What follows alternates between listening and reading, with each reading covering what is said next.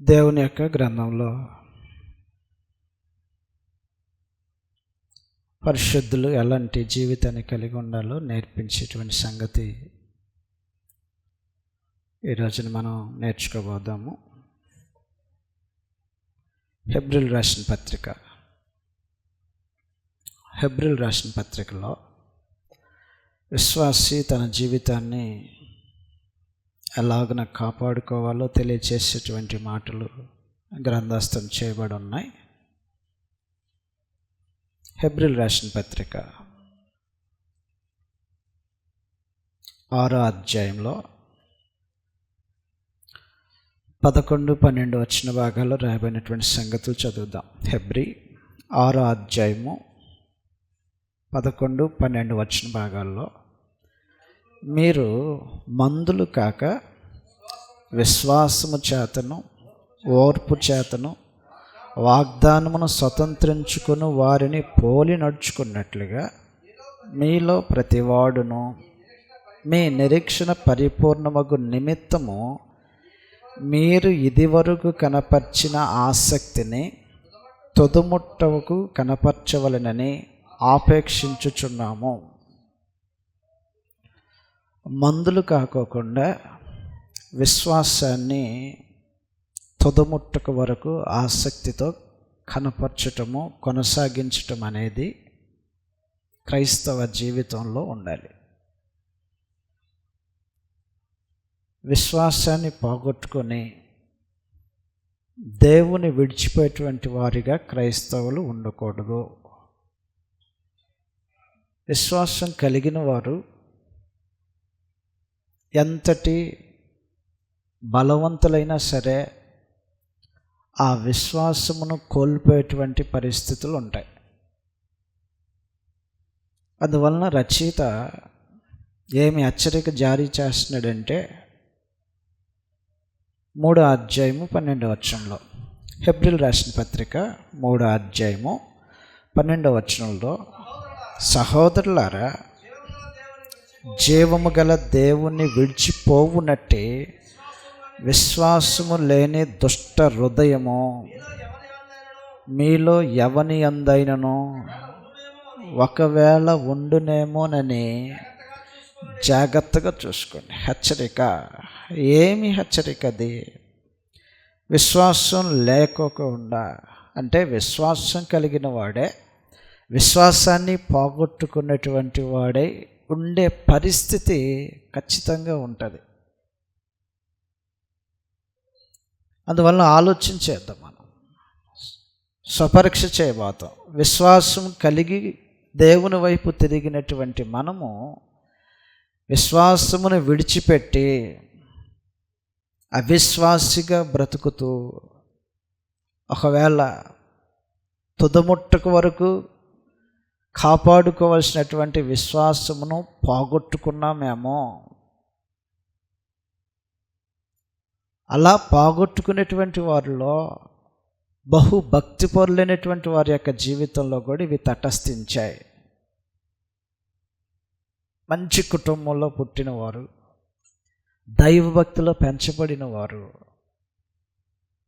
గొప్ప ఉన్నతమైనటువంటి దేవుని కార్యాలకు తమ జీవితము దేవుని చేత ఉపయోగించబడినటువంటి వారి యొక్క జీవితాల్లో విశ్వాసము ఒక్కసారిగా పోగొట్టుకున్నటువంటి ప్రజలు ఉన్నారు. హెబ్రీ రచయిత 11వ అధ్యాయంలో ఈ సంగతులు మాట్లాడుతూ ఎంతో గొప్ప విశ్వాసాన్ని చాటుకున్నటువంటి ప్రజలు ఉన్నారు. అయితే అలాంటి విశ్వాసమును కాపాడుకున్నటువంటి ప్రజల్లో సైతము తమ విశ్వాసాన్ని ఒక్కసారిగా పోగొట్టుకొని దేవుని విడిచిపోయి దుష్ట హృదయాన్ని కలిగినటువంటి వారిగా కొందరు తీర్చబడ్డారు. హెబ్రీయులకు రాసిన పత్రిక 11వ అధ్యాయంలో 32, 34 వచనాల్లో రాయబడినటువంటి సంగతులు ఈ విధంగా ఉంటాయి. హెబ్రీ 11వ అధ్యాయము 32, 34లో రాయబడినటువంటి సంగతులు చదువుతాం. ఇకను ఏమి చెప్పుదును? అనేకమైనటువంటి వ్యక్తుల యొక్క జీవితాలు పైన వివరించుకుంటూ వచ్చాడు. విశ్వాసం కలిగినటువంటి ప్రజలైనటువంటి వారిలో తొలివాడైనటువంటి హేబేలు దగ్గర నుంచి, నీతిమంతుడిగా తీర్చిపోయినటువంటి హేబేలు దగ్గర నుంచి అనేక వ్యక్తుల యొక్క ప్రస్తావన చేసిన తర్వాత రచయిత మరికొంత పేర్లు జోడించడం అనేది ప్రారంభించాడు. ఆ పేర్లు జోడించడం అనేది 32వ వచనంలో చదువుతున్నాం. గిద్యోను, బారాకు, సంసోను, యాఫ్తా, దావీదు, సమూయేలును వారిని గూర్చియు ప్రవక్తలను గూర్చియు వివరించుటకు సమయము చాలదు. కాబట్టి చాలామంది వ్యక్తులు ఉన్నారు. హేబేలు గురించి మాట్లాడినంత కొంచెం వివరణ, ఎక్కువ వివరణ ఏం మాట్లాడాల. ఇక్కడ చెప్పబడినటువంటి వ్యక్తుల యొక్క జీవితాలకు సంబంధించినటువంటి వివరణ అంత మాట్లాడాల. అబ్రహామును గురించి మాట్లాడాడు, అబ్రహాం యొక్క విశ్వాసాన్ని గురించి మాట్లాడాడు. కానీ ఇక్కడ గిద్యోను, బారాకు, సంసోను, యాఫ్తా, దావీదు, సమూయేలు లాంటి వారు అనేక మంది ఉన్నారు. వారి గురించి మాట్లాడాలంటే సమయం చాలదని అన్నాడు. సమయము చాలనంత గొప్ప జీవితాలు కలిగినటువంటి వ్యక్తులు వీరు. దేవుని యొక్క గ్రంథంలో వారి చేత దేవుడు ఎన్నెన్నో విజయాలు సాధించాడు. ఎన్నెన్నో చరిత్రకు సంబంధించినటువంటి సంఘటనలకు కారకులుగా నిలిపారు వీరిని. దావీదు లాంటి గొప్పవాడే, యాఫ్తా ఒక గొప్పవాడు, అలాగిన సమూయేలు ఒక మహాద్భుతమైనటువంటి ప్రవక్త, గిద్యోను దేవుని యొక్క గొప్ప కార్యములకు మూలమైనటువంటి ఉపయోగించబడినటువంటి వాడు. ఇలాగన ఎంతో మనుషులు ఉన్నారు. వారిని గురించి చెప్పడానికి సమయం చాలదని చెప్పాడు. అయితే కొన్ని విషయాలు మాట్లాడుతున్నాడు కింద భాగంలో. వారు విశ్వాసము ద్వారా రాజ్యములను జయించిరి, నీతి కార్యములు జరిగించిరి, వాగ్దానములను పొందిరి, సింహముల నోళ్లను మూయించిరి, అగ్ని బలమును చల్లార్చిరి, ఖడ్గదారును తప్పించుకుని, బలహీనులుగా ఉండి బలపరచబడిరి, యుద్ధములో పరాక్రమశాలులైరి, అన్యుల సేనలను పారదోలిరి. అద్భుతమైనటువంటి కార్యాలు. బలహీనులైనటువంటి వారు బలపరచబడ్డారని, యుద్ధములో సేనలను బయటికి తోలారని, అగ్ని జ్వాలను సైతము చల్లార్చగలిగారని తమ విశ్వాసం అద్భుతంగా కొనియాడబడతా ఉంది. ఇంత అత్యద్భుతమైనటువంటి జీవితాలు కలిగినటువంటి మనుషుల యొక్క జీవితాల్లో విషాదం అనేది చోటు చేసుకుంది. బాగా బ్రతికిన వారు, బహుగా దేవుని చేత బలపరచబడిన వారు, ఉపయోగించబడిన వారు, దేవుని యొక్క కృపలో వారు వర్ధిల్లుకుంటూ వచ్చినటువంటి ఈ వ్యక్తులలో కొందరు తమ జీవితాన్ని అంత్యభ్రష్టత్వాన్ని పట్టించుకున్నారు. అంత్యభ్రష్టత్వం. ఆరంభంలో అద్భుతంగా ఉన్నటువంటి జీవితాలు కాలక్రమంలో భ్రష్టత్వానికి గురైనటువంటి వ్యక్తులలో కొందరు ఉన్నారు.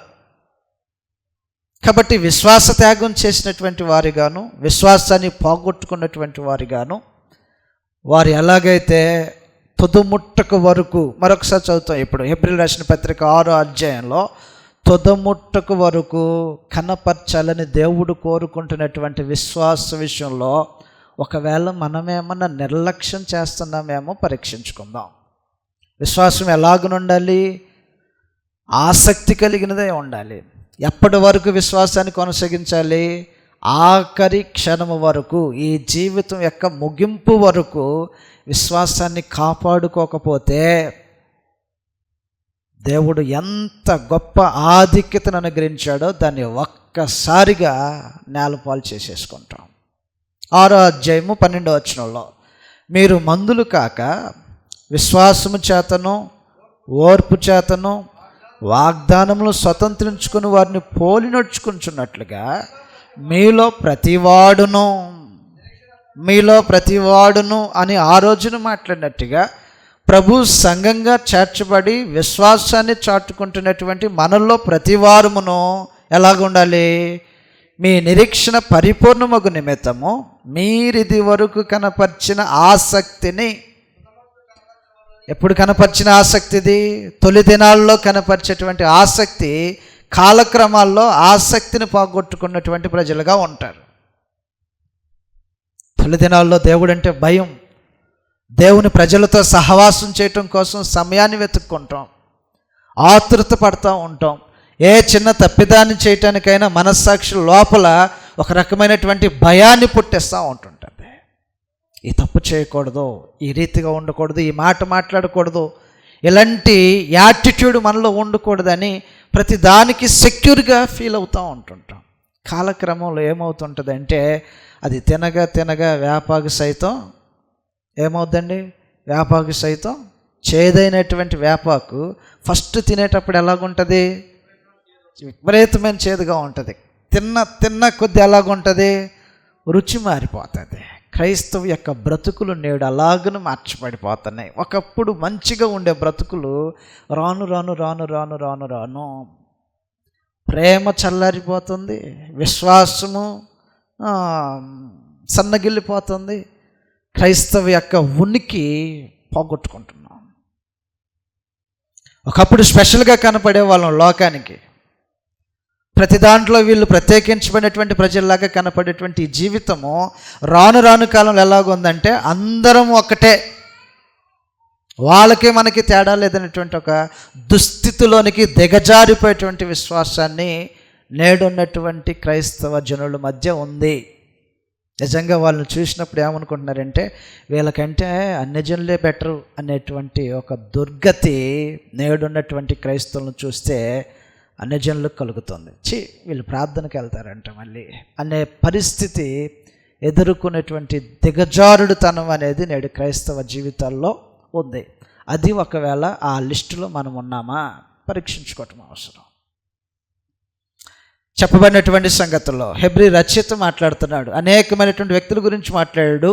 వారి చేత దేవుడు చేయించినటువంటి ఆశ్చర్యమైనటువంటి కార్యాలను ప్రస్తావన చేశాడు.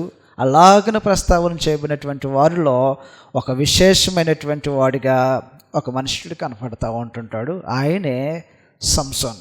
బాగా తెలిసిన మనుషులు, ఆయా స్థలాల్లో ఆయన పేరు వినిపించబడతా ఉంటుంటుంది. ఎవరైనా చనిపోయినప్పుడు బుర్రకథలు చెప్పేస్తూ ఉంటుంటారు. ఆ బుర్రకథల్లో ఒక బుర్రకథ, ఫేమస్ అయినటువంటి బుర్రకథ సంసోన్ అనేటువంటి జీవిత చరిత్ర. యాకోబు యొక్క చరిత్ర చెప్పేస్తారు, సంసోన్ యొక్క చరిత్ర చెప్పేస్తారు.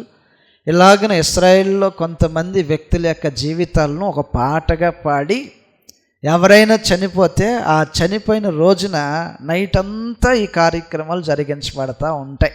ఒకప్పుడు బాగా జరిగేది ఇది. నేడున్నటువంటి కాలంలో కొంత తగ్గుతుంది కానీ ఆదరణ.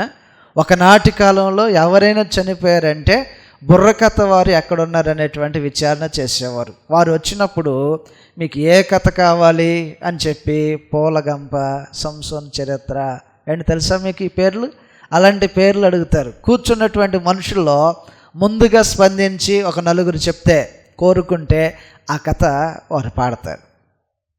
పాడే దాంట్లో కొంత అపశృతులు ఉంటాయి, పనికి మాలినటువంటి మాటలు ఉంటాయి. కానీ ఆ సంగతి గురించి మనం ఆలోచించేట్లా.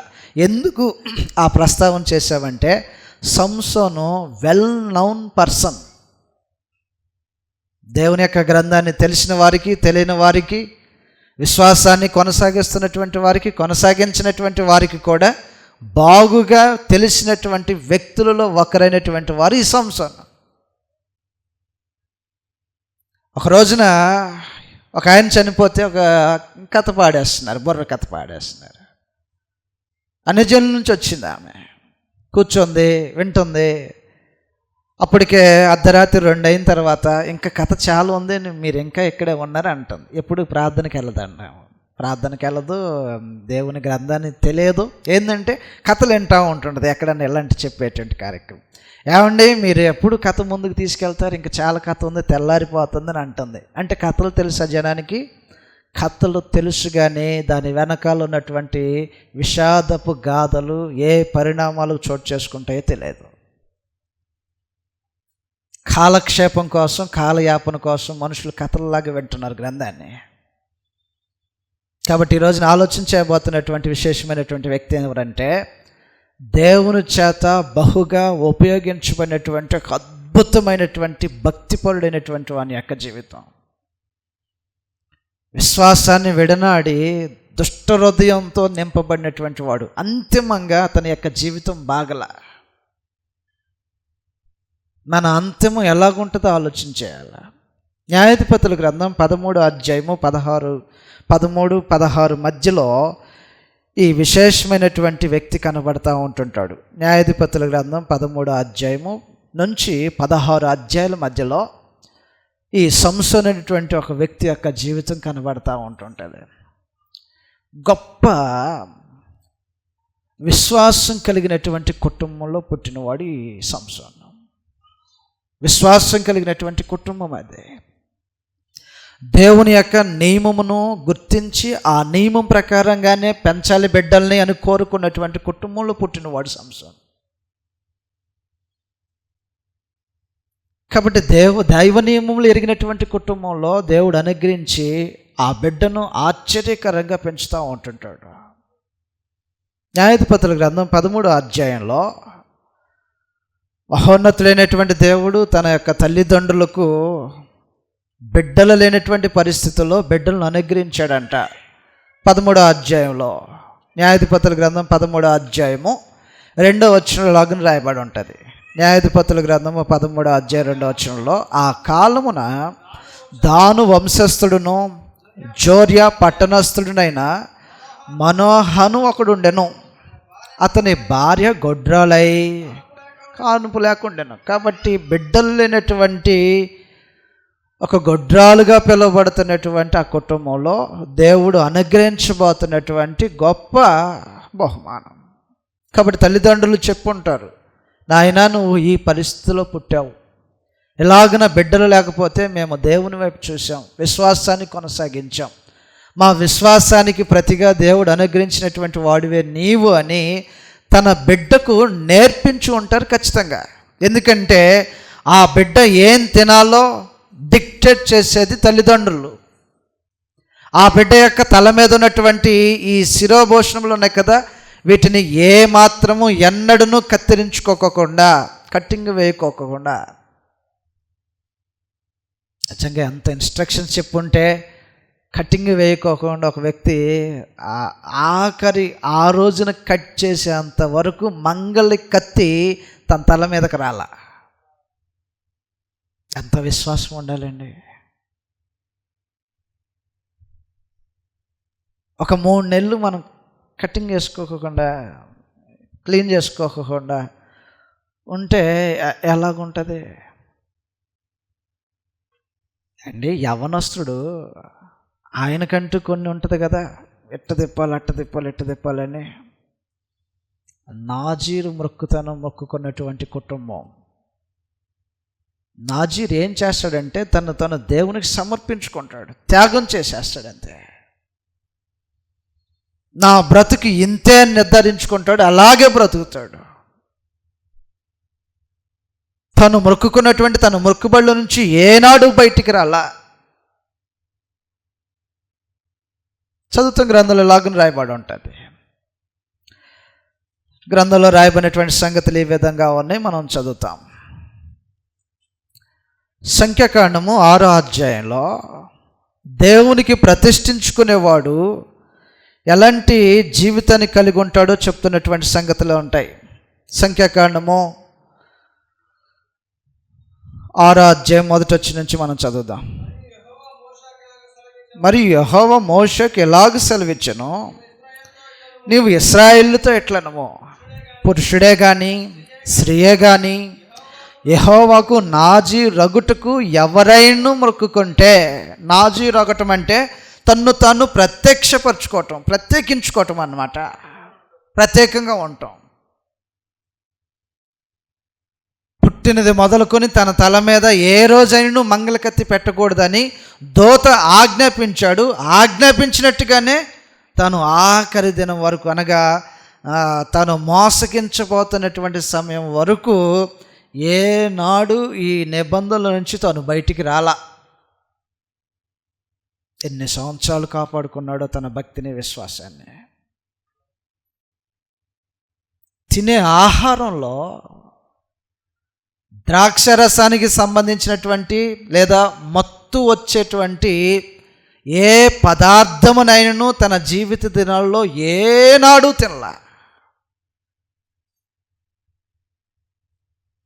జీవితం ఎంత అద్భుతంగా కాపాడుకుంటున్నటువంటి మనుషుడో. తినే ఆహార నియమాలు చెప్పాడంట దూత ఒక రోజున. మరొకసారి ఇక్కడికి వచ్చేద్దాం చూడండి. ఇక్కడ చదివి అక్కడికి వెళ్ళిపోదాం. 6వ అధ్యాయం 2వ వచనంలో, పురుషుడే కానీ స్త్రీయే కానీ యెహోవాకు నాజీరొగుటకు ఎవరైనా మొక్కుకొనినా తన్ను తాను ప్రత్యేకించుకొని ఎడల వాడు ద్రాక్షరస మద్యములను మానవలెను. ఆనాడు ఉన్నటువంటి కల్చర్లో ఏ విందు జరిగినా ఖచ్చితంగా ద్రాక్షరసం అనేది ఉంటుంది. ఆనాడు ఉన్నటువంటి కల్చర్లో వివాహం జరగనివ్వండి, వివాహంలో మద్యం పెడతారు, అంటే ద్రాక్షరసం పెడతారు. లేదంటే ప్రత్యేకమైనటువంటి సమయాల్లో ద్రాక్షరసంతో తయారు చేసినటువంటి పానీయాలు తీసుకొచ్చి పెడతారు. ప్రభువైన యేసు ఉన్నటువంటి దినాలలోనే కానాలో ఒక వివాహం జరుగుతున్నప్పుడు ద్రాక్షరసం అయిపోయిందనేటువంటి ఒక సమస్యతో కానా ఊర్లో ఉన్నటువంటి వివాహ వేడుకలో ఒక ఈ సమస్య ఎదుర్కొన్నప్పుడు కూడా అక్కడను ద్రాక్షరసం అనేది పెట్టడం అనేది మనం చూస్తూ ఉన్నాం. కాబట్టి అంత వాడుకలో ఉన్నటువంటి కల్చర్లో ఉన్నటువంటి ద్రాక్షరసమును తన జీవిత దినాల్లో త్రాగకోకుండా, ముట్టకోకుండా, తన్ను తను అపవిత్రపరచుకోకుండా, తన నాజీరు యొక్క ఋతము ఎక్కడ భంగం కలక్కోకుండా కాపాడుకున్నటువంటి ఒక గొప్ప విశ్వాసవీరుడు. మామూలు బ్రతకలా. తల్లిదండ్రులు నేర్పించినటువంటి భక్తిలో ఎలాగ పుట్టాడో తనకు తెలియచేశారు. నాయనా, నీ తల్లి గొడ్రాలని పిలువబడుతుంటే పరమదేవుడే ఒక దేవదూతను పంపించి, ఇగో నీకు పెట్టబోయే బిడ్డను ఇలా పెంచాలా, ఇలా ఆహారాన్ని ఇవ్వాలా, ఇలాగున తన యొక్క మంగళ కత్తి తన యొక్క తల మీద ఏ నాయుడని పెట్టకూడదనేటువంటి ఎన్నో ఇన్స్ట్రక్షన్స్తో ఆ బిడ్డ యొక్క పుడితే అటువంటి కుటుంబంలో పుట్టబడినటువంటి ఈ మనుషుడు ఒక ఆశ్చర్యకరమైనటువంటి రూపంలో సంక్షోభము, ఇశ్రాయేలు ప్రజలు సంక్షోభం ఎదుర్కొంటున్నటువంటి దినాల్లో పుట్టాడంట. ఆ సంగతి మనం చూడవచ్చు. ఇశ్రాయేలు సంక్షోభం ఎదుర్కొంటున్నటువంటి దినాల్లో న్యాయాధిపతుల గ్రంథము 13వ అధ్యాయం 1వ వచనంలో తన యొక్క జన్మ సంక్షోభము, ఇశ్రాయేలు దేవునికి దోషులైనటువంటి కారణాన ఫిలిస్తీన్లకు వారిని అప్పగించేటువంటి సమయంలో పుట్టాడు. పుట్టినటువంటి సమయం అంత అనువైనటువంటి సమయం కాదు, అది పరిస్థితులు బాగున్నటువంటి సమయంలో పుట్ల. ఇశ్రాయేలు మరొకరికి దాస్యముగా అప్పగించబడుతున్నటువంటి దినాల్లో పుట్టాడు. 13వ అధ్యాయం 1వ వచనంలో లాగా రాయబడి ఉంటుంది.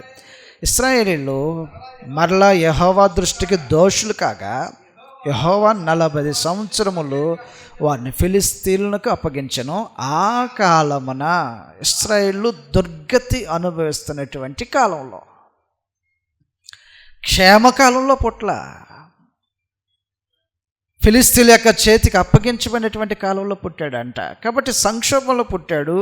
సంక్షోభంలో పుట్టినప్పటికీ ఆ బిడ్డనే అత్యద్భుతంగా పెంచారు. ఏనాడైనను ద్రాక్షరసము కానీ ద్రాక్ష తీగ నుంచి వచ్చినటువంటి ఏ పదార్థమునైనా కానీ తన నోటికి రాకోకుండా అత్యద్భుతంగా పెంచారు. అలాగే పెరుగుకుంటూ వచ్చాడు. తన యొక్క శిరోభూషణములు ఉంటాయి, మీకు ముందుగానే తెలియజేశా. ఏనాడైనను సరే అవి కత్తిరించుకోకుండా తన తల మీద అవి జడలు అల్లినట్టుగా అల్లుకుంటూ వచ్చేసాడు.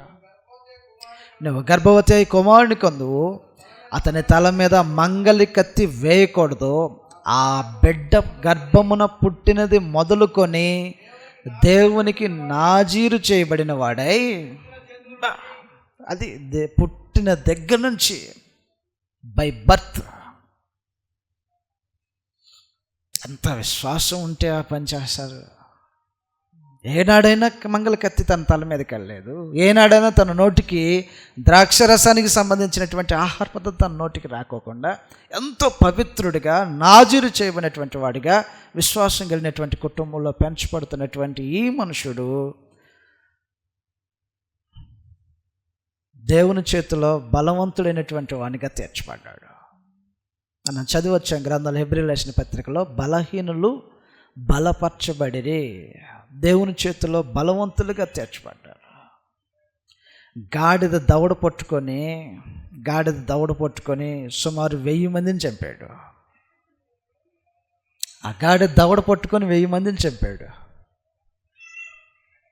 సింహాన్ని మేక పిల్లను చీలిస్తే ఎలాగైతే చీల్చబడిద్దో, సింహపు యొక్క నోరుని పట్టుకొని ఆ మేక పిల్లను చీరినట్టుగా చీరేసేసాడు.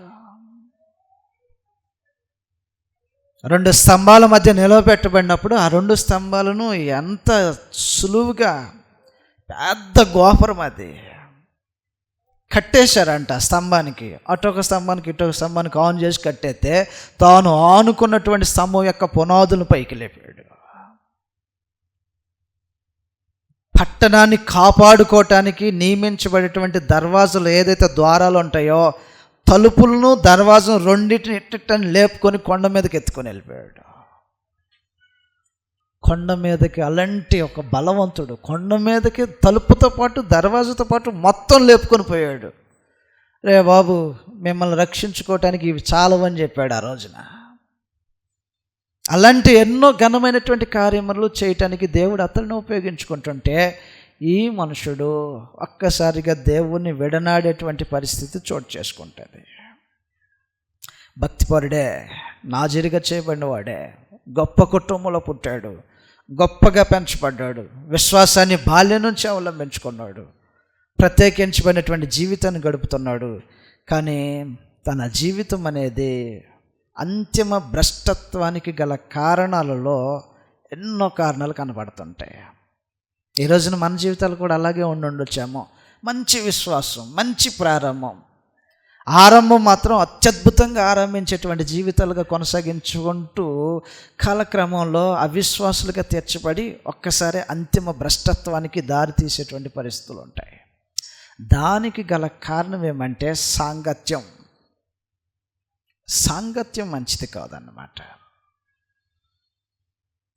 ఆయన చెడిపోవటానికి, పడిపోవటానికి గల కారణాల్లో దుష్టుడై, దేవుని విడిచిన వాడై, విశ్వాసం లేనటువంటి వానిగా తీర్చబడి, ఈ 2 కళ్ళు పెరికివేయబడిన తర్వాత బానిసగా తన భుజం మీద ఒక కాడిని పెట్టి ఆ కాడిని తిప్పుతున్నారు, గానుగాడెత్తున్నారన్నమాట. అల్లరి మోకంతా కూడుకొని వీపు మీద కొరడ వేసి కొట్టుకుంటూ ఈ గానుగు తిప్పేస్తున్నారు. ఏంటి దుర్గతి? సుమారుగా 300 నక్కలు పట్టుకొని ఒకదాని తోక ఒకదానికి కట్టేసి పొలంలో ఆ తోకల మధ్యలో మంట పెట్టి వదిలాడు. అటు ఇటు లాక్కోలేని పరిస్థితిలో ఆ పొలాలలో పడి, ఆ పంటలో పడిపోతుంటే పంట అంతా దగ్ధమైపోతుంటుంది. సాహసించలేనటువంటి ఎన్నో సాహసమైనటువంటి కార్యక్రమాలు అతని చేత దేవుడు జరిగించుకుంటూ వస్తుంటే, ఈ మనుషుడు మాత్రం తన విశ్వాస త్యాగమును చేసిన వాడై, విశ్వాసాన్ని పోగొట్టుకొని విశ్వాసం లేనటువంటి అవిశ్వాసిగా మార్చబట్టడానికి గల కారణం ఏమంటే సాంగత్య లోపం. తన సాంగత్యం ఎవరితో ఉండాలో, ఎవరితో కలిసి ఉండాలో, ఎప్పుడు తన ఏర్పాటును అనుసరించి నడుచుకోవాలో అది జరగకపోయిన కారణాన, అది జరగలేదంట. న్యాయాధిపతుల గ్రంథంలో ఈ సంగతులు మనం చూస్తాం. న్యాయాధిపతుల గ్రంథంలో ఈ సంగతులు మనం చూస్తే రాయబడినటువంటి సంగతులు ఈ విధంగా ఉంటాయి. 14వ అధ్యాయం, న్యాయాధిపతుల గ్రంథం 14వ అధ్యాయంలో 10వ వచనం నుంచి చదువుతాం. న్యాయాధిపతుల గ్రంథం 14వ అధ్యాయం 10వ వచనం నుంచి చదివితే, ఫిలిస్తీన్ల స్థలానికి వెళ్ళాడు. ఫిలిస్తీన్ల యొక్క స్థలంలో కాని మనుషులతో సంభాషణ, కాని మనుషులతో కూర్చొని ఎప్పుడైతే ప్రారంభించాడో పతనం ప్రారంభమైంది. ఫిలిస్తీన్లను నీ చేతికి అప్పగిస్తున్నాను, వెళ్ళు అని చెప్పబడి వెళ్ళటం వేరు, దేవుని యొక్క ఏర్పాటును ఆలోచించుకోకుండానే వెళ్ళి సాంగత్యం చేయటం వేరు. ఒకనాడు యాఫ్తా లేదా గిద్యోను లాంటి వారు కానీ, యాఫ్తా లాంటి వారు కానీ నిజంగా వారిని మా చేతికి అప్పగిస్తారా అని నిర్ధారించుకొని శత్రువుల మీదకి వెళ్ళారు.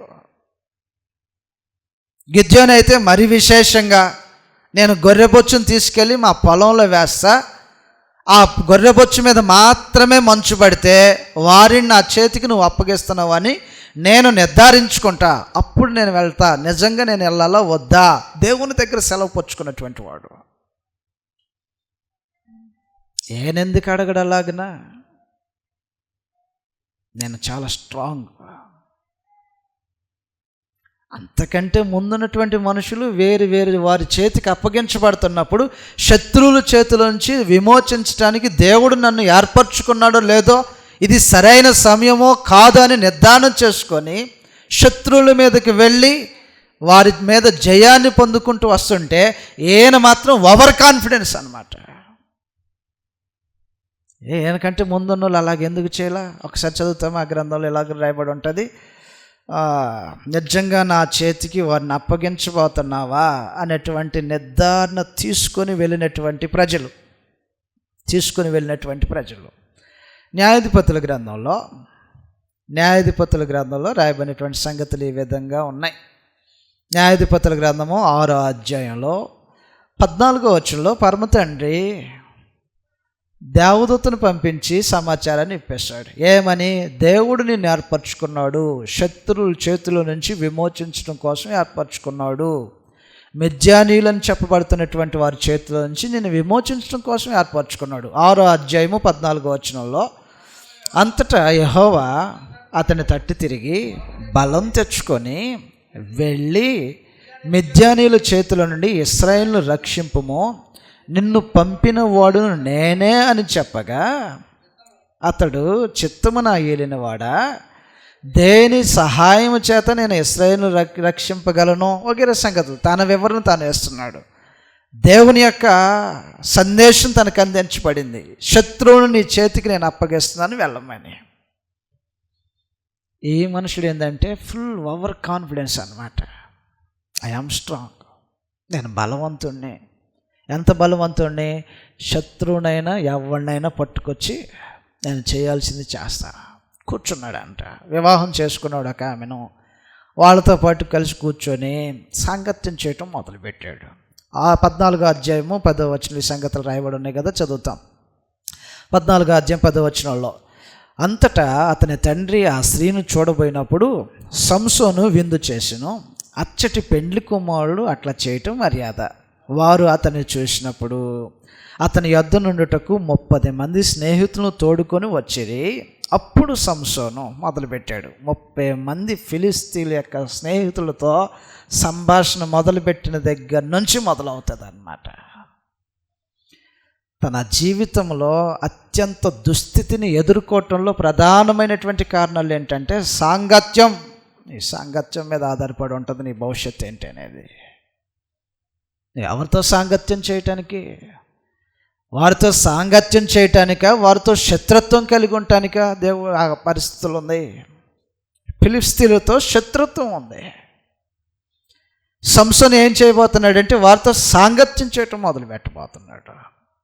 అందువల్ల క్రైస్తవ జీవితంలో పతనానికి, విశ్వాసమును పోగొట్టుకోవటానికి ప్రధానమైనటువంటి కారణాల్లో సాంగత్య లోపం అనేది జరిగితే మనుషుడు భ్రష్టత్వానికి గురవుతుంటాడు.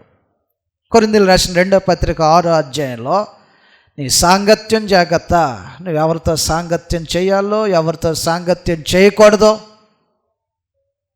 ఇది మనుషుడు వివేచించుకోకుండా చేతులు కలిపేస్తే, సహవాసం చేస్తే దాని పర్యవసానాలు ఎలాగుంటాయి. కొరింథీయులకు రాసిన 2వ పత్రిక 6వ అధ్యాయము 14వ వచనం నుంచి చదువుతాం. ఈ సంగతులు రాయబడి ఉన్నటువంటి సంగతులు. కొరింథీ 2వ పత్రిక 6వ అధ్యాయము 14వ వచనంలో, మీరు అవిశ్వాసులతో విజ్జోడుగా ఉండకుడి. విజ్జోడుగా ఉండటం అంటే కలిసి నడుచుకోవటం, కలిసి పంచుకోవటం, కలిసి తిరగటం, కలిసి సమయాన్ని గడపటం. కాబట్టి ఈక్వాలిటీ అన్నమాట, మన ఇద్దరం ఒకటే అని ఒకరినొకరు హత్తుకొని తిరగటం. దేనికి? అవిశ్వాసులతో విజ్జోడుగా ఉండకుడి. నీతికి దుర్నీతితో ఏమి సాంగత్యము? 2 ఆపోజిట్ పోల్స్. ఒకవైపున ఉత్తరంగా ఉంటే ఇంకోవైపున దక్షిణంగా ఉంటుంది. ఈ పోల్స్ ఎలాగైతే ఎప్పటికీ వేరుగా ఉంటాయో, దుర్నీతిపరుడు నీతిపరుడు ఎప్పటికీ కలుసుకోడు. కలుసుకుంటే అది ఎప్పటికీ క్షేమం కాదు. ఫిలిస్తీ యొక్క కల్చర్ వేరు. ఫిలిస్తీ యొక్క కల్చర్ ఏంటంటే మంత్రించి మాయ చేస్తారు. వాళ్ళ దగ్గరికి వెళ్ళి వాళ్ళ దగ్గర కూర్చొని 30 మందితో నీకేంటి సాంగత్యం? యెషయా గ్రంథంలో రాయబడినటువంటి సంగతులు ఈ విధంగా ఉంటాయి. యెషయా గ్రంథము 2వ అధ్యాయంలో 6వ వచనం నుంచి రాయబడినటువంటి సంగతులు ఈ విధంగా ఉన్నాయి. ఫిలిస్తీన్ల యొక్క ఆరాధన దేవుడు వేరు, వారు అనుసరించేటువంటి పద్ధతులు వేరు, వారికి ఉన్నటువంటి జీవన విధానం వేరు. వారు జీవము గల దేవుని వైపు కాకోకుండా తమ చేతి పనుల మీద ఆధారపడి బ్రతుకుతూ ఉంటుంటారు అన్నమాట. యెషయా గ్రంథం 2వ అధ్యాయము 6వ వచనంలో యాకోబు వంశమగు ఈ జనము తూర్పున ఉండిన జనుల సాంప్రదాయాలతో నిండుకొని ఉన్నారు. వారు ఫిలిస్తీన్ల వలె మంత్ర ప్రయోగం చేద్దరు. ఏం అలవాట్లు ఉన్నాయి వాళ్ళకి? వాళ్ళతో నీకేంటి? దుర్మార్గత కలిగినటువంటి బ్రతుకు కలిగినటువంటి వారే ఫిలిస్తీన్లు ఉంటుంటే ఫిలిస్తీన్ల యొక్క సాంప్రదాయాలతో కలిసి కూర్చోవటం నీకేంటి? 30 మంది ఫ్రెండ్స్ వచ్చారంట, పెళ్ళయింది కదా, కొంచెం నీతో వాళ్ళు ఉంటే సరదాగా ఉంటుందని కూర్చోబెట్టిన కాంచి చిటికలు వేస్తున్నారు ఫిలిస్తీన్లేగా. ఎప్పుడైతే ఫిలిస్తీన్లు ఓడిపోయారో మొదలవుతుంది అన్నమాట ముసలం. మా దగ్గరే నువ్వు వసూలు చేస్తావా? బెట్టింగ్ వేసుకున్నారు వాళ్ళు. నేను ఒక కథ చెప్తా అని అన్నాడు. ఇప్పుడు కథ మనకు తెలుసు కదా, అప్పుడప్పుడు ఇప్పటికి పొడుపు కథలు అంటారా వాటిని? ఏదో ఒకటి చెప్పండి మీకు తెలిసిన కథ. ఒక కథ చెప్తాను అని అన్నాడు. చుట్టింటికి మొత్త లేదు, ఇలాంటి కథలు ఉన్నాయి కదా విప్పుడు కథలో. ఆయన వచ్చే దారిలో ఒక సింహాన్ని చంపాడంట. ఇప్పుడు మళ్ళీ వచ్చి చూసినప్పుడు ఏముందంటే దానిలో ఒక తేనె పుట్టింది. బలమైన దాంట్లో నుంచి తీపి వచ్చును, చెప్పుకోండి చూద్దాం అని అన్నాడు. ఎవడికి తెలిసింది ఇది? బలమైన దాంట్లో నుంచి తీపి వచ్చును అని అన్నాడు. ఇది చెప్తే మీకు ఇన్ని బట్టలు ఇస్తా, ఇది మీరు చెప్పకపోతే నాకు తీసుకొచ్చి అయి పెట్టాలి. ఇది బెట్టింగ్, సాంగత్యం. ఫిలిస్తీన్ల మీదకి దేవుడు రేపాల్సింది దేవుడు, సమయాన్ని అప్పగించాల్సిన దేవుడు. ఈ సమయం సరైనది, వాళ్ళ మీదకి వెళ్ళు, నేను నీకు అప్పగిస్తానని సెలవు ఇవ్వాల్సిన దేవుడు దాన్ని అడ్వాన్స్ అయిపోయాడు అన్నమాట. మనుషుడు తన యొక్క బలాన్ని నమ్ముకొని పనిచేస్తే ఇలాగే ఉంటుంది. దేవుని సెలవు లేదు, వెళ్ళిపోయాడు. సాంగత్యం కోసం 30 మంది వచ్చారు, చెడగొట్టడం మొదలుపెట్టారు. నీ సాంగత్యం ఎవరితో? మరోసారి చదువుతాం. కొరింథీయులకు రాసిన 2వ పత్రికలో నీతికి దుర్నీతితో ఏమి సాంగత్యము? 2వ పత్రిక 6వ అధ్యాయం 14వ వచనంలో ఈ సంగతులు మనం చదువుతున్నాం. 2వ అధ్యాయం 2వ పత్రిక 6వ అధ్యాయము 14వ వచనంలో ఏమి సాంగత్యము? వెలుగునకు చీకటితో ఏమి పొత్తు? క్రీస్తునకు బెలియాలతో ఏమి సంబంధము? అవిశ్వాసితో విశ్వాసికి పాలెక్కడదే. నువ్వు ఎవరితో కలిసి ఉంటావు? ఎవరి దగ్గర కూర్చుంటావు? ఏమి సంభాషణ చేస్తావు? ఆ సంభాషణలో వెలువడేదేంటి? కాబట్టి క్రైస్తవుని యొక్క పతనం ఎలాగను ప్రారంభం అవుతుంటుందంటే నీ సాంగత్యం మార్చబడిందంటే నీ పతనం ప్రారంభం అవుతుంది. గొప్ప కుటుంబంలో పుట్టాడు, ఆఖరి దినాల వరకు కనీసం మంగళ కత్తి తన తల మీదకి రాల. ఏ రోజైనా సరే ద్రాక్షరసానికి సంబంధించినటువంటి ఆహారం కానీ పానీయం కానీ తను ఏనాడైనా తీసుకొని తన నాజీరు వ్రతాన్ని భంగాన్ని కలిగించుకున్నవాడు కాదు. ఏం చెడగొట్టింది? సాంగత్యము అత్యంత దారుణంగా విశ్వాస జీవితాన్ని దెబ్బతీస్తుంది. ఎవరితో తిరుగుతావు? నీ కాలయాపన ఎక్కడ ఎక్కువ? కాబట్టి 15వ అధ్యాయంలో కూడా మరొక సంగతి రాయబడి ఉంటుంది. కొరింథీయులకు రాసిన 1వ పత్రికలో దుష్ట సాంగత్యము మంచి నడవడిని చెరిపేస్తుంది. కొరింథీయులకు రాసిన 1వ పత్రిక 15వ అధ్యాయము 33వ వచనంలో ఈ సంగతులు రాయబడి ఉన్నాయి. నువ్వు మంచి నడవడిలోనే నడుస్తున్నావు, విశ్వాసాన్ని కాపాడుకుంటున్నావు, దేవుని కొరకు ప్రత్యేకించుకున్నావు, కానీ నిన్ను చెరిపేసింది ఏంటంటే నీ సాంగత్యం. కొరింథీయులకు రాసిన మొదటి పత్రిక 15వ అధ్యాయము 33లో మోసపోకుడి, దుష్ట సాంగత్యము మంచి నడవని సైతం కొలాప్స్, నీ బ్రతుకును మార్చేస్తుంది. నీ సహవాసం ఎవరితో? విశ్వాసం కలిగిన వారితోనా? విశ్వాసము అని చెప్పుకుంటూ అవిశ్వాసిగా బ్రతుకుతున్నటువంటి వాడితోనా? కాబట్టి మన సాంగత్యము మనకు దుర్గతిని పట్టేస్తుంది, మనకు మేలు చేస్తుంటుంది. రెండవది, లోకమును ప్రేమించటాన్ని బట్టి. లోకమును ప్రేమించటం, లోకం వైపు తిరిగాడంట. అప్పటి వరకు లోకం వైపు తిరగల. నాజీర్ అంటేనే ప్రత్యేకించబడినటువంటి జీవితం అది. లోకం వైపుకు తిరిగాడంట. న్యాయాధిపతుల గ్రంథం 16వ అధ్యాయంలో మొదటి వచ్చిన భాగాన్ని చదివితే ఈ సంగతులు రాయబడి ఉంటాయి. లోకము వైపుకు తిరిగితే విశ్వాస భ్రష్టత్వం కలుగుతుంది. న్యాయాధిపతుల గ్రంథం 16వ అధ్యాయం మొదటి వచనంలో, తర్వాత సంసోను గాజాకు వెళ్ళి వేశ్యను ఒకతిని చూసి, అసలు నాజీరుగా చేయబడిన వాడికి అక్కడేంటి పని? నాజీర్ ఎవరు? అసలు ఎలాంటి బ్రతికేవాడు నాజీర్ అయి ఉంటాడు? దేవునికి మొక్కుకున్నవాడై పవిత్రుడిగా బ్రతికేవాడు కదా నాజీరు. వేశ్యను చూశాడంట ఎక్కడో, ఆమె దగ్గరికి వెళ్ళి ఉన్నాడంట. లోకం వైపుకి తిరిగితే నీ పతనం ప్రారంభమైందని అర్థం. ఈ రోజున క్రైస్తవుని యొక్క జీవితంలో ఈ విలువలు కాపాడుకునే మనుషులు ఎంతమందో నిజంగా తెలియదు. ఏ మందులు అనుకుంటున్నారేమో, 2 కళ్ళు పీకి భుజం మీద ఈ కాడి మోపి నెట్టించినటువంటి అత్యంత దుర్గతి మనకేం గతి పట్టింది? అంత ఏంటంటే ఎవరు చూస్తున్నారు, ఏం చేసేదైనా, ఎలా తిరిగేదైనా, ఎక్కడుండేదైనా, ఎలాగన మనం బ్రతుకుతున్నదైనా అసలు చూసేది ఎవడు? చూస్తే ఏం చేసేదేంటి? ఏం జరుగుతుంది మనకి? ఏదైనా జరిగిందా? సంసోనుల కళ్ళోడు బీకారా? తీసుకెళ్ళి గానుకు ఒక దానికి కట్టేసి తిప్పరా బాబుని కొరడ వాయించారా మనల్ని? అంత హీనమైనటువంటి స్థితిలోనికి దిగజారాడో. ఈ గతికి కారణం ఏమిటంటే లోకం వైపు చూడటం. లోకం వైపు చూసేవాడు పతనానికి మార్గం వేసుకున్నాడని అర్థం.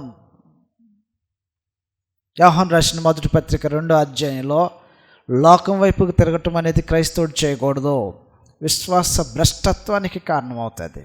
మొదటి పత్రిక 2వ అధ్యాయము 15వ వచనం నుంచి రాయబడినటువంటి సంగతులు ఈ విధంగా ఉన్నాయి. యోహాను రాసిన మొదటి పత్రిక 2వ అధ్యాయము 15వ వచనం నుంచి రాయబడినటువంటి సంగతులు ఈ విధంగా ఉన్నాయి.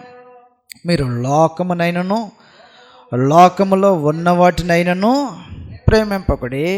లోకంలో ఏమున్నాయి? ప్రేమించిన యెడల తండ్రి ప్రేమ వానిలో ఉండదు.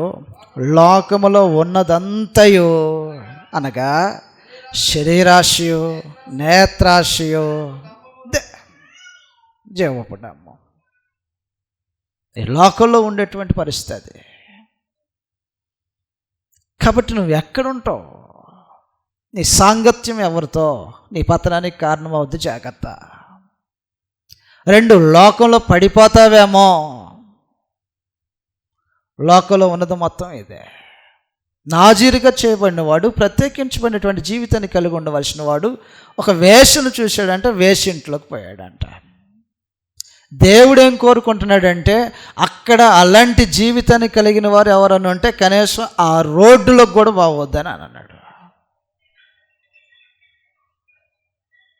కనీసం ఆ ఛాయలకు కాదు, ఆ ఇంటెదురుకు కాదు, ఆ రోడ్డు వైపుకి కూడా పోవద్దని కోరుతున్నాడు దేవుడు. నేడు మన జీవితాలు ఎలాగనున్నాయి?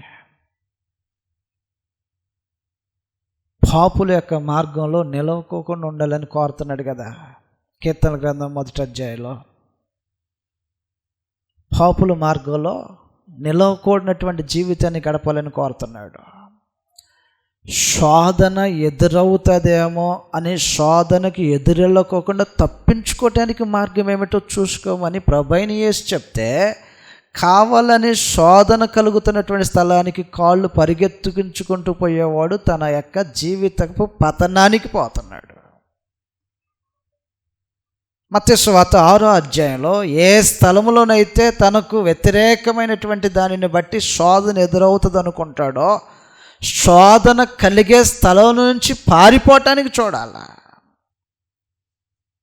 కావాలని శోధించబట్టానికి పోయేవారిని ఏమనాలా? శోధన ఉన్నటువంటి స్థలానికి నడిచేవారిని ఏమనాలా?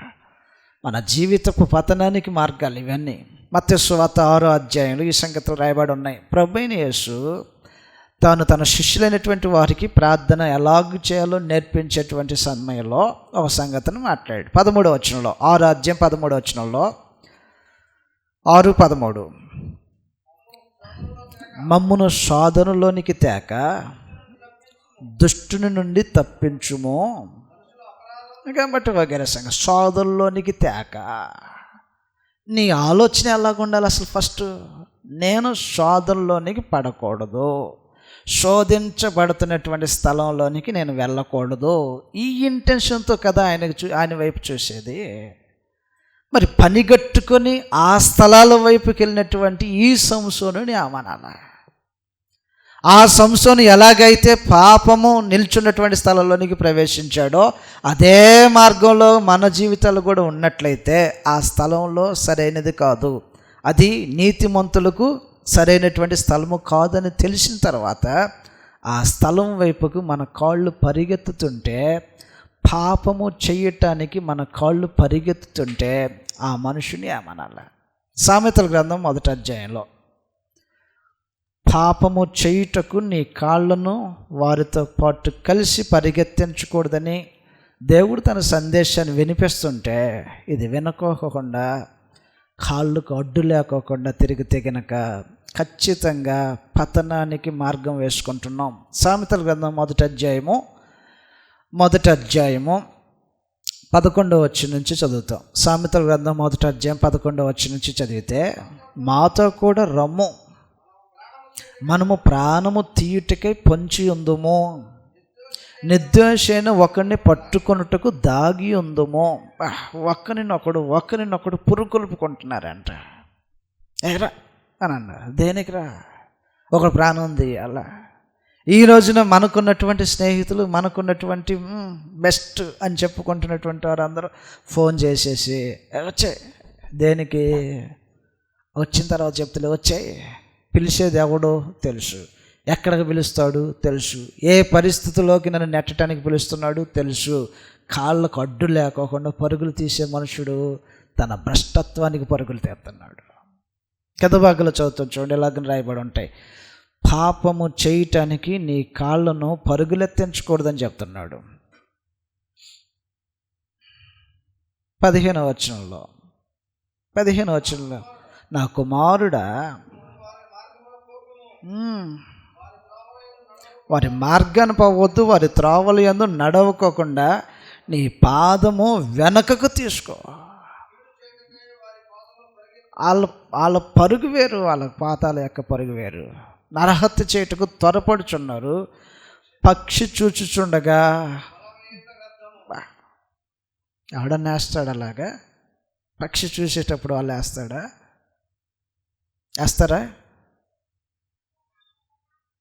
పక్షి చూచుచుండగా వల వేయటం వేద్దాం. కాబట్టి ఏ వేటాడేవాడైనా పక్షి చూస్తున్నప్పుడు వేయడం. వాళ్ళ పరుగులు అలాగనుంటాయి. అద్భుతమైనటువంటి పోలికతో పోల్చాడు అనమాట. కాబట్టి 1 సాంగత్య లోపము, 2 లోకమును ప్రేమించటం, 3 పాపులు నిలిచేటువంటి మార్గంలో నిలుచుండటం అనేది తన పతనానికి కారణమవుతూ ఉంటాయి. 4వ సంగతి, దేవునిలో నిల్చున్నాను అనుకున్నాడు కానీ నిలిచలేడు. అనుకున్నాడు, తను ఏమనుకుంటున్నాడంటే దేవుడు నాకు తోడున్నాడు.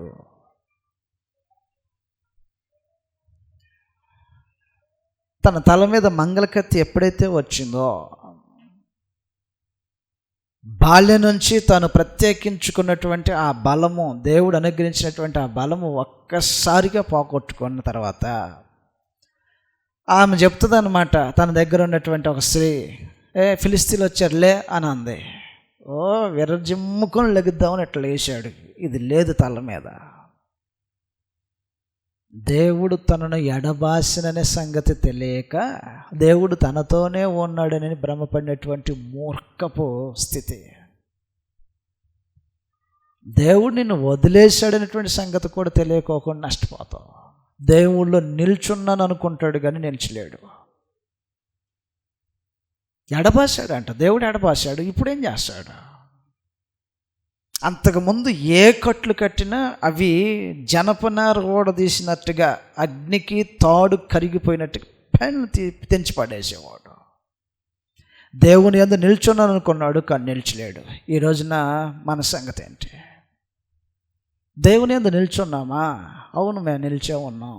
రుజువు ఉందా? ఏంటో రుజువు? యోహాను రాసిన మొదటి పత్రిక 2వ అధ్యాయము 6వ వచనంలో ఈ సంగతులు రాయబడి ఉన్నాయి. యోహాను రాసిన మొదటి పత్రిక 2వ అధ్యాయము 6వ వచనంలో, దేవుని యందు నిల్చుండేవాడు ఎలాగుంటాడు? నేను నిలిచే ఉన్నాను. ఒక రోజున సంసోను కూడా ఇదే ఫీలింగ్, నేను దేవుని యందు నిల్చున్నా, దేవుడు నాకు తోడున్నాడు ఫీల్ అవుతున్నాడు అనమాట. నీతో నిలిచిలేడు, దేవుడు నీకు తోడు లేడు అనే సంగతి ఎప్పుడు బహిర్గతమైంది? విదిలించుకుంటున్నప్పుడు బహిర్గతమైంది, అయిపోయింది. దేవుడు నన్ను వదిలేసేసేసాడు. అర్థమైపోయింది, ఆయనకి అర్థమైపోయింది. 2 కళ్ళు పీకేసేసారు, దేవుడు నన్ను వదిలేసేసాడు, అర్థమైపోయింది. గానుగను చేతికి అప్పగించి గానుగ కర్రను తిప్పేస్తున్నారు, దేవుడు నన్ను వదిలేసేసేసాడు, అర్థమైపోయింది. నీకు అర్థమవుతుందా? దేవుడు నీతో ఉన్నాడో విడబాశాడో? అది అర్థమవటం కోసం సంగతులు ఎలాగని చెప్తున్నాడు. 2వ అధ్యాయం 5-6 వచనాల్లో, యోహాను రాసిన మొదటి పత్రిక 2వ అధ్యాయము 5-6 వచనాల్లో, ఆయన వాక్యము ఎవడు గైకొనునో వానిలో దేవుని ప్రేమ నిజముగా పరిపూర్ణమాయెను. ఆయన యందు నిలిచి ఉన్నవాడని చెప్పుకొనువాడు ఆయన ఎలాగూ నడుచుకొనునో. ఇదొక్కటి సరిపోదా?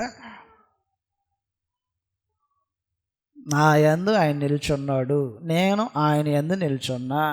ఎలాగా అని అంటే, నిజంగా ఆయన నీ యందు నిల్చుంటే ఆయన యందు నిల్చున్నవాడని చెప్పుకొనువాడు ఆయన ఎలాగూ నడుచుకొనేనో ఆయన ఎట్లా నడిచాడో అట్లాగనే నడిచేవాడు ఆయన యందు నిల్చున్నాడు. ఆయన ఎలాగ నడిచాడు? ఆయన యందు నిల్చున్నానని చెప్పుకుంటున్నటువంటి మనము ఎలాగ నడవాలని ఆయన నడిచాడు? హెబ్రీలు రాసిన పత్రిక 6వ అధ్యాయంలో లేదా 7వ అధ్యాయము 26వ వచనంలో, ప్రభువైన యేసు యందు నిల్చున్నవాడివా? అవును, నేను నిల్చున్నానని చెప్పావనుకో, ఆయన ఎలాగ నడుచుకునేనో అలాగే నడుచుకున్నవాడైతే ఆయన యందు నిల్చున్నవాడు అవుతాడు. లేకపోతే నువ్వు నిలిచిలేవు. ఎలా తెలిసిద్ది? ఆయన ఎలాగ నడుచుకుంటే తెలిసిద్ది. 6వ అధ్యాయం 7వ అధ్యాయం 26వ వచనంలో హెబ్రీ రచయిత ప్రభువైన యేసు యొక్క నడక ఎలాగ నడిచాడో చెప్తున్నాడు. 7వ అధ్యాయం 26వ వచనంలో, ఆయన పవిత్రుడు. నువ్వు నిల్చున్నావా? ఆయనలో నిల్చున్నావా? నిలుచుంటే ఎలాగుంటావు? ఏందండి, అర్థం అవ్వలేదా? ఆయన పవిత్రుడు, నువ్వు నిల్చున్నావా? నేను నిల్చున్నా, ఆయనలో క్రీస్తునందు నిల్చున్నా. అయితే నువ్వు ఎలాంటోడివై ఉంటావు? పవిత్రుడైన వాడు ఆయన యందు నిల్చుంటాడు. నిజమా? అవును కదా, దేవుని యొక్క గ్రంథం కోరుతుంది. నేను ఆయన యందు నిల్చున్నానని చెప్పుకొనివాడు ఎవడో వాడు నిజంగానే చెప్పుకుంటున్నాడు నేను క్రీస్తునందు ఉన్నానని. అది రుజువుపరచబడాలంటే ఆయన ఎలాగూ నడుచుకొనేనో వాడు కూడా అలాగే నడుచుకుంటాడని చెప్పాడు. ఎలా నడుచుకున్నాడు ఆయన? నెంబర్ 1, పవిత్రుడు. మన సంగతి ఏంటి? అపవిత్రమైన బ్రతుకు బ్రతికేవాడు ప్రభువైన యేసునందు ఎలాగూ నిల్చుంటాడు? నిల్చుంటాడు. 2, నిర్దోషి, దోషము లేకోకుండా బ్రతుకుతాడు. దోషారోపణ చేయదు మన మనస్సాక్షి. తప్పు చేసినప్పుడు దోషారోపణ చేసిద్ది. మీ మనస్సాక్షి మీ మీద నేరము తప్పుదములు మోపుచుండగా నువ్వు దోషిగా బ్రతికేవాడివై ఉంటే ఆయన యందు నిలిచిన వాడివి కాదు. 3, నిష్కల్మషుడును, కళంకము లేనటువంటి ఒక బ్రతుకు. నిల్చున్నామా? పవిత్రునిగా బ్రతికేవాడు నిల్చున్నాడు. దోషం లేనివాడు నిల్చున్నాడు. కళంకం లేనివాడు నిల్చున్నాడు. పాపులలో చేరక ప్రత్యేకించుకున్నవాడు ఆయన యందు నిల్చున్నాడు. మన సంగతి ఏంటి? ఆయన యందు నిల్చున్నామని చెప్పుకోవటమేనా? నిల్చున్నామన్న దానికి రుజువులు ఏమైనా ఉన్నాయా? మరి ఇప్పుడు మళ్ళీ ఒకసారి చదువుతాం చూడండి. యోహాను రాసిన మొదటి పత్రిక 2:6 వానిలో ఆయన వాక్యము ఎవడు గైకొనునో వానిలో దేవుని ప్రేమ నిజముగా పరిపూర్ణమాయను. ఆయన యందు నిలిచి ఉన్న వాడునని చెప్పుకొనువాడు ఆయన ఎలాగూ నడుచుకొనెనో అలాగే తానును నడుచుకొని బద్ధుడై ఉన్నాడు. మనం ఆయన యందు ఉన్నామని దీని వలన తెలుసుకొనుచున్నాము. నీకు తెలిసిందా లేదా? అంత ప్లెయిన్గా మాట్లాడుతున్నాడు సమాచారం. నువ్వు నిల్చున్నావా? ప్రశ్న వేశాడు. అవును నేను నిల్చున్నాను అన్నావు అనుకో. ఎలాగ తెలిసింది నీకు నిల్చున్నానని? ఆయన ఎలాగ నడుచుకున్నాడో నేను కూడా అలాగనే నడుచుకుంటున్న దానిని బట్టి నాకు తెలిసింది. నిజంగా నడుచుకుంటున్నావా? నడుచుకోకుండా నడుచుకుంటున్నానని చెప్పుకునేవాడు ఆయన యందు ఎలాగ నిల్చుంటాడు? ఒక రోజున మొత్తం మంగళకత్తితో మొత్తం క్లీనింగ్ అయిపోయిన తర్వాత ఎగిసిపడ్డాడంట. అయిపోయింది బాబు, ఎప్పుడో అది సంగతి, నీకు ఇంకా తెలియలేదా అన్నాడంట. మన కళ్ళు ఎప్పుడు తెరుచుకుంటే నడవకుండానే నడిచినట్టు, పవిత్రతను కాపాడుకోకుండానే పవిత్రుడుగా అన్నట్టు, దోషంతో నింపబడిన బ్రతుకుండి నిర్దోషిగా అయినట్టు, కళంకంతో బ్రతుక్కుంటూ నిష్కళంకుడిగా కనపరుచుకుంటున్నట్టు, పాపులతో చేరి పాపులతో నిత్యం బ్రతుక్కుంటూ వారి కార్యాల్లో పాలు పొందుకుంటూ పాపంతో నాకు సంబంధం లేదు. ఇది మోసం కాదా? నిజంగా నిల్చున్నావు ఆయన యందు? నిల్చుంటే నీ విశ్వాసం అనేది భ్రష్టత్వానికి దారితీయదు. 3:23 కూడా చదివేసి మనం ముగించే పోతాం. 3:23 యోహాను రాసిన మొదటి పత్రిక 3:23 కూడా మరొక సంగతి రాయబడి ఉంటుంది. చదువుదాం. 3:23 ఆయన ఆజ్ఞ ఏదనగా ఆయన కుమారుడైన యేసుక్రీస్తు నామమును నమ్ముకొని ఆయన మనకు ఆజ్ఞనిచ్చిన ప్రకారము ఒకరినొకడు ప్రేమింపవలనదియే. ఆయన ఆజ్ఞలను గైకొనువాడు ఆయన యందు నిలిచి ఉండును, ఆయన వాని యందు నిలిచి ఉండును. ఆయన మన యందు నిలిచి ఉన్నాడని ఆయన మనకు అనుగ్రహించిన ఆత్మ మూలముగా తెలుసుకొనుచున్నాము. ఎవరి యందు నిల్చుంటారు? ఎప్పుడు నిల్చుంటారు? ఆజ్ఞలను గైకొన్నప్పుడు ఆయన మన యందు నిల్చుంటాడు, మనము ఆయన యందు నిల్చుంటాం. ఇది జరుగుతుందా? లేకపోతే తుదముట్టకు వరకు విశ్వాసాన్ని కొనసాగించుకోకుండా అంతిమ భ్రష్టత్వం, విశ్వాస భ్రష్టత్వం, మోసపోవటం. గొప్ప కుటుంబంలో పుట్టాడు సంసోను, గొప్ప కుటుంబంలో పుట్టాడు. దోత ఏం చెప్పాడో చెప్పినట్టుగా ఖచ్చితంగా అలాగనే పెంచారు, అలాగే అమలు పరిచారు. మంచి విశ్వాసవీరుడిగా ఎదిగాడు. ఒక్క గాలి దుమ్ము కొడితే గూడు ఎలాగైతే ఆ ఒక్క దెబ్బకు చెదిరిపోతుందో ఆ రోజున జరిగినటువంటి దోషాన్ని బట్టి తన జీవితం మొత్తం భ్రష్టు పట్టిపోయింది. నాజీరు వ్రతం చేయటం అంటే అది అతి సామాన్యమైనటువంటి విషయం కాదు. ఇది జీవితపు సమర్పణ. పవిత్రంగా బ్రతికేవాడు, ప్రత్యేకంగా బ్రతికేవాడు. తినే ఆహారం దగ్గర నుంచి జీవితం దగ్గర వరకు ప్రతిదీ ప్రత్యేకం ప్రత్యేకం ప్రత్యేకం. మహోన్నతుడైనటువంటి దేవుడే బలపరిచి ఆశ్చర్యమైనటువంటి కార్యక్రమాలు చేసేటువంటి ఒక వానిగా ఆయన మీద తన యొక్క కృపను విస్తరింప చేస్తే కృపను పోగొట్టుకున్నటువంటి మనుషుడైపోయాడు. అంతిమ భ్రష్టత్వం. ప్రారంభం ఎంత అద్భుతంగా ఉంది, మహా అద్భుతంగా ఉంది. అంతిమం ఎలాగుంది, ముగింపు ఎలాగుంది, అత్యంత ఘోరంగా ఉంది. నేడు మన జీవితాలు ఎలాగున్నాయి? స్టార్టింగ్ మాత్రం ద ఎక్సలెన్స్, బాగా అసలు విశ్వాసంలో ఏమాత్రం రాజీ పడినటువంటి గొప్ప విశ్వాసులుగా బ్రతికేటువంటి విధానంలో ప్రారంభించి దాని ముగింపు విశ్వాసం లేనటువంటి దుష్ట హృదయం కలిగినటువంటి వానిగా మార్చబడితే ఈ విశ్వాసానికి దాని యొక్క ఫలం ఏముండదు. అందువల్ల దయతో ఆలోచించేయండి. మీ ప్రారంభం మాత్రమే కాదు, దాని ముగింపు కూడా అద్భుతంగా ఉండాలి. ఆ జీవితాన్ని కలిగి ఉండాలంటే ఆయన ఎలాగూ నడుచుకునేనో అలాగే నడుచుకునేవాడై ఉండాలి. నడుస్తున్నామో లేదో పరీక్షించుకుందాం. దేవుడు అవకాశాలు ఇస్తున్నాడు, వాటిని వినియోగపరచుకోవాలని మీకు ప్రేమతో మనవి చేస్తూ ముగించేస్తున్నాను. అందరికీ వందనములు.